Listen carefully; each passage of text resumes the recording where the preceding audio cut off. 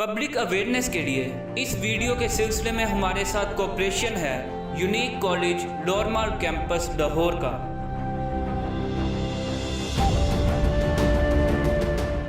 1948 میں اسرائیل عرب وار کے نتیجہ میں فلسطینی 3 ملکوں میں تقسیم ہو کر رہ گئے۔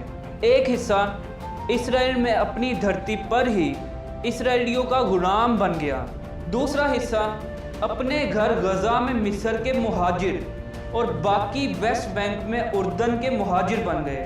لیکن فلسطینی مجاہدین نے، جنہیں فدائین کہا جاتا ہے، سٹرگل جاری رکھی۔ وہ تینوں علاقوں اسرائیل، غزہ اور ویسٹ بینک سے اسرائیلی فوج پر حملے کرتے۔ ان حملوں کے نتیجے میں اسرائیل، مصر اور اردن کی افواج کے درمیان جھڑپیں بھی ہوتی رہتی۔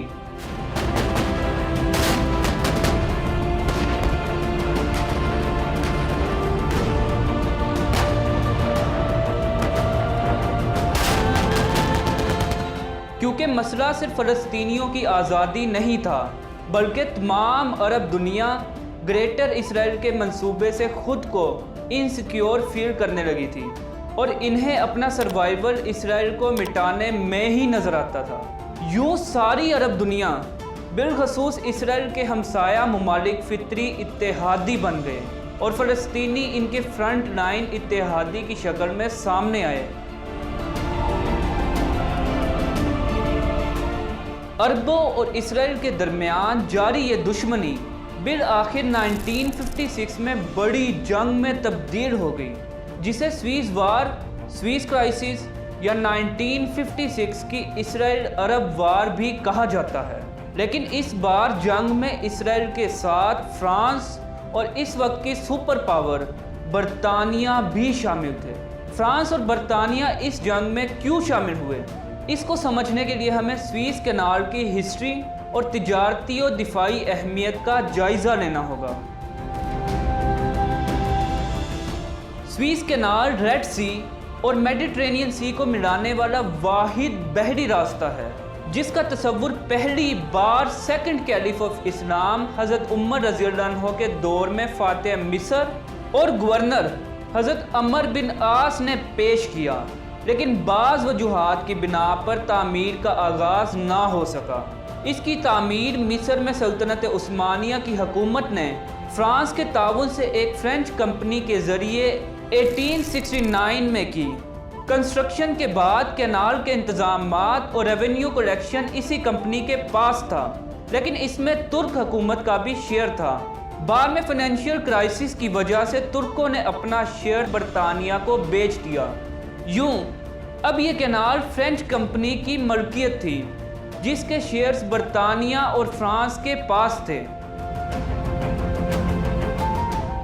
سویز کینال کی اہمیت کا اندازہ اس سے لگایا جا سکتا ہے کہ جب کبھی سویز کینال بند ہوتی ہے تو یورپ اور اسرائیل سے ایشیا اور افریقہ کے بعض کنٹریز کے شپس کو 15,000 کلومیٹر تک کا ایکسٹرا سفر طے کرنا پڑتا ہے۔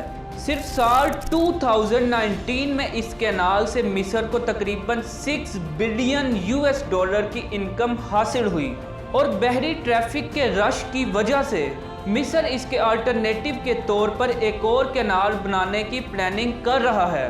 دوسری طرف اسرائیلی سرزمین پر سویز کینال کے آلٹرنیٹو پر انویسٹمنٹ کے لیے UAE کے ساتھ مذاکرات آخری مراحل میں ہیں۔ 1948 وار کے بعد مصر اور امریکہ میں تعلقات کی بہتری کے لیے کوششیں ہوئیں۔ امریکہ نے دریائے نیل پر ڈیم کی تعمیر کے لیے مصر سے معاہدہ کیا۔ مصر کی خواہش تھی کہ امریکہ اسے جدید اسلحہ بھی دے، لیکن امریکہ اسرائیل کی ناراضگی کی وجہ سے راضی نہ ہوا۔ تو ستمبر 1955 میں مصر نے سوویت یونین کی مدد سے کمیونسٹ کنٹری چیکو سلواکیہ سے اسلحہ خریدنے کے لیے ایک بڑی ڈیل کی۔ مئی 56 میں مصر نے کمیونسٹ ملک چائنا کو تسلیم کر لیا۔ مصر کے سوویت یونین اور کمیونسٹ ورلڈ کے ساتھ بڑھتے ہوئے تعلقات پر امریکہ اور برطانیہ نے ناراضگی کا اظہار کیا۔ اور اسوان ڈیم کی تعمیر کے لیے فنڈز کی فراہمی کے معاہدے کے خاتمے کا اعلان کر دیا تو مصری صدر جمال عبد الناصر نے سوئس کینال کی 99 ایئرز لیز کے خاتمے پر کینال کو نیشنلائز کرنے کا اعلان کر دیا۔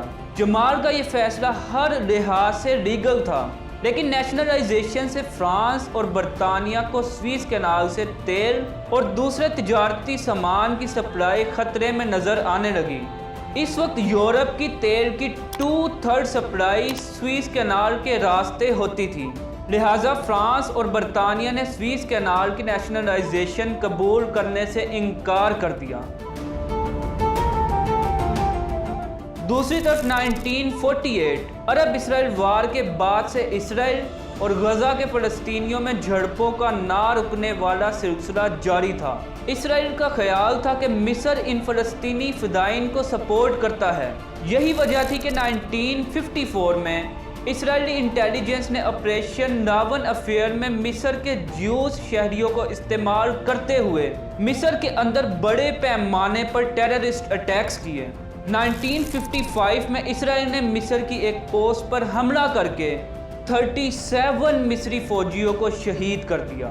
اس کے بعد مصر نے غزہ میں موجود فلسطینی فدائین کو ٹریننگ، اسلحہ اور فنڈز دینا شروع کر دیے۔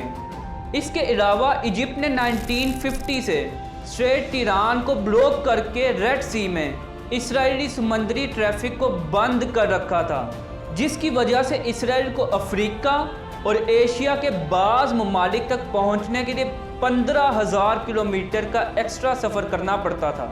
اسرائیل کے پاس اچھا موقع تھا کہ فرانس اور برطانیہ کی شہ پر غزہ پر قبضہ کر کے فلسطینی ریزسٹنس ختم کر دے، سینائی پیننسولا پر قبضہ کرے اور سوئس کینال پر برٹش اور فرینچ آرمیز کو قبضے میں مدد دے کر اسٹریٹ ٹیران میں اپنی بحری موومنٹ کو سیکیور کر کے کئی سال سے جاری ریڈ سی کی بلوکیج ختم کرے۔ پھر فرانس کی طرف سے اسرائیل کو سوئس وار کے بدلے ایٹمی ری ایکٹر کی پیشکش نے اسرائیل کو مکمل طور پر جنگ میں کودنے پر آمادہ کر دیا۔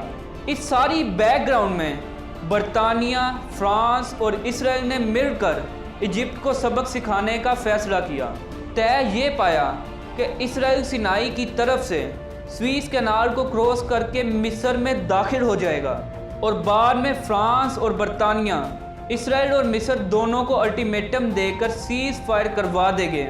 یوں برطانیہ اور فرانس کو سوئس کینال مل جائے گی اور سینائی اسرائیل کو۔ اس کے علاوہ جنگ میں مصر کی شکست پر پروپیگنڈا کر کے جمال عبد الناصر کو ان پاپولر کیا جائے تاکہ اس کی حکومت ختم کر کے وہاں کٹھ پتلی حکومت قائم کی جائے، جو نہ تو سوئس میں فرانس اور برطانیہ کے لیے خطرہ ہو اور نہ ریڈ سی میں اسرائیلی آمد و رفت کے لیے۔ 29 مئی 1956 اسرائیلی آرمی نے بارڈر کراس کیا، سینائی میں مصری افواج کو شکست دی، شرم الشیخ پر قبضہ کیا، اسٹریٹ آف ٹیران پر اسرائیلی کنٹرول کو یقینی بنایا۔ اسی دوران فرینچ اور برٹش پیراٹروپرز بھی جنگ میں شامل ہو گئے اور اتحادی افواج مصر کے دارالحکومت قاہرہ کے قریب پہنچ گئی۔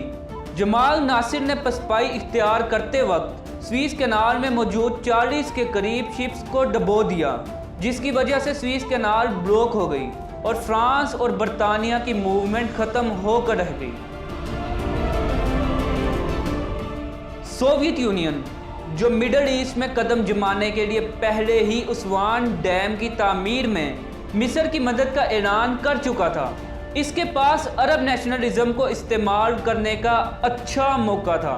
جب اسرائیل، فرانس اور برطانیہ کی افواج مصریوں کو سوئس کینال سے دھکیل کر قاہرہ کے قریب پہنچی تو روس نے فوراً سیز فائر اور مصر سے باہر نکلنے کا الٹیمیٹم دیا، ادروائز ایٹمی ہتھیاروں کے استعمال کی دھمکی دی تو امریکہ کو بھی درمیان میں کودنا پڑا۔ امریکہ نے سیز فائر نہ کرنے کی صورت میں برطانیہ، اسرائیل اور فرانس کو معاشی پابندیوں اور برطانیہ کو تمام پاؤنڈز مارکیٹ میں بیچنے کی دھمکی دی، جو اس وقت معاشی طور پر تباہ حال برطانیہ کے لیے ناقابل برداشت تھی۔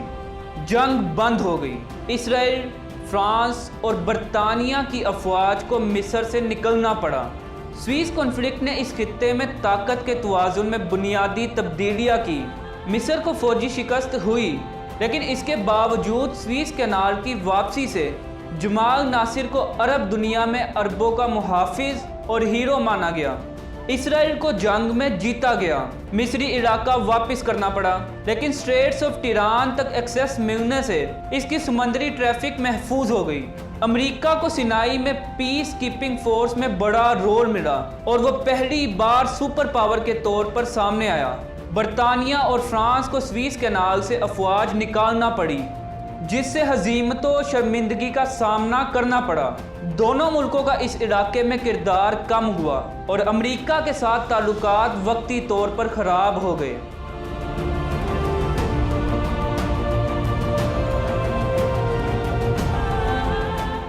سوویت یونین کا علاقے میں اور خاص طور پر مصر میں انفلوئنس بڑھ گیا، جسے سوویت یونین نے اسلحہ اور ٹریننگ فراہم کی۔ امریکہ اور مصر کے تعلقات میں بہتری آئی، برطانیہ کی سپر پاور کی حیثیت ختم ہو گئی۔ سوویت یونین اور امریکہ نئی سپر پاور کے طور پر ابھر کر سامنے آئے۔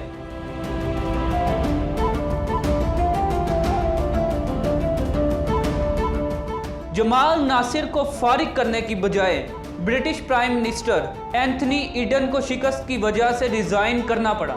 اس جنگ کے دوران دنیا میں فلسطین ایشو ابھر کر سامنے آیا اور اس کے سولوشن کے لیے آوازیں اٹھنے لگی۔ فلسطینیوں میں آزادی کی امید پیدا ہوئی اور انہوں نے اپنی سیاسی و سفارتی جدوجہد تیز کر دی، لیکن اسرائیل کے ہمسایوں کے ساتھ ڈسپیوٹس ویسے ہی برقرار رہے۔ یہی وجہ تھی کہ علاقے میں خون ریزی جاری رہی۔ 1967 میں ایک بار پھر اسرائیل کی لڑائی سیریا، جارڈن اور ایجپٹ کے ساتھ ہوئی۔